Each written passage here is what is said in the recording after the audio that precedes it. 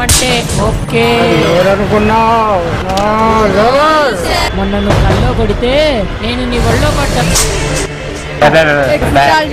Please సింహం తిని పారేసింది గుంట నక్కలు వచ్చి తింటాయి. అలాగే నీ ఉద్యోగాన్ని మేము ఎంజాయ్ చేయాలి. ఏమనుకుంటావురా? నా పయన